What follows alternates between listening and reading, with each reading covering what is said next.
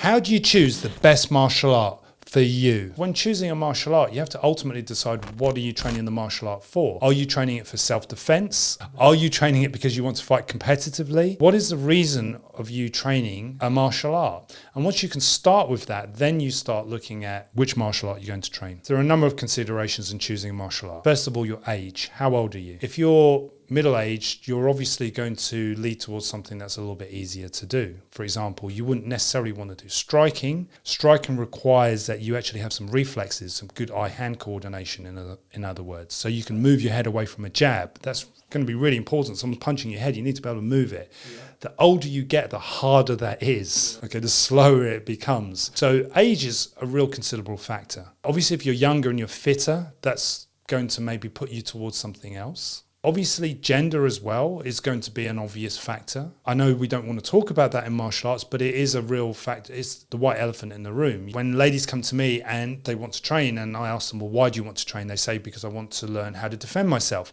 I always say that you need to learn how to grapple.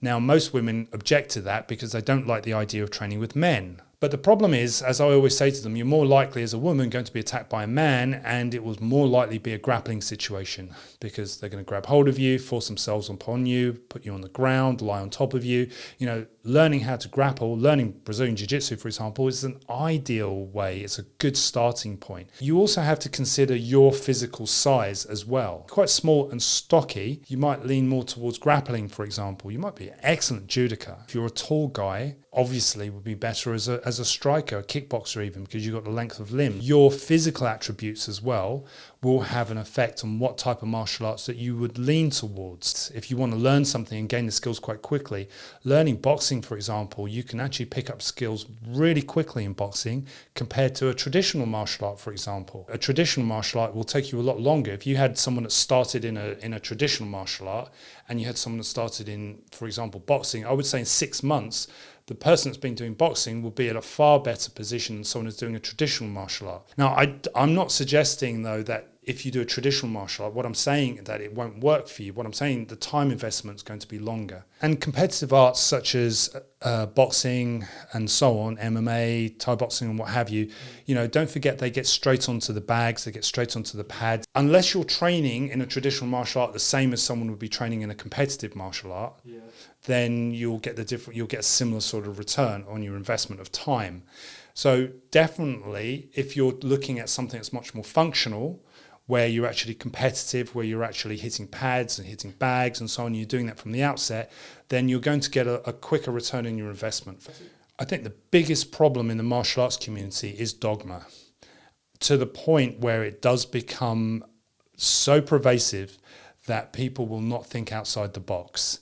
And I've met people that will teach techniques and you'll ask them, well, why do you teach that? Because that's what they've been told to do. Yes. If you're learning a martial art for self-defense, then you have to be quite real about what you're dealing with in the real world. A self-defense situation is going to require that you learn to deal with weapons, multiple assailants, and surprise attacks. Cars, vehicles, it could be anything. Very, very chaotic. But the thing is, when you're looking at self-defense, are you breaking that down to, are you dealing with a criminal event? Or are you dealing with an ego-based event? So social versus asocial violence, okay, which is completely different. So if you're looking at a martial art, again, you've got to consider whether you're dealing with fair or unfair odds. The likelihood is if it's a criminal event, you're a subject of a robbery, then it's going to be unfair. So it's going to be a surprise attack.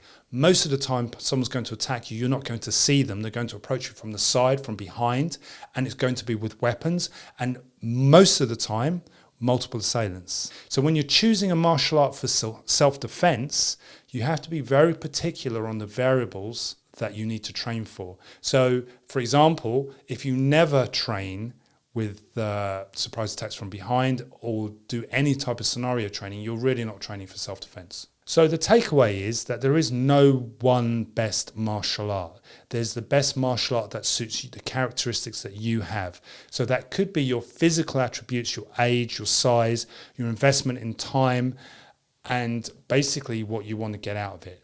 Thanks for watching.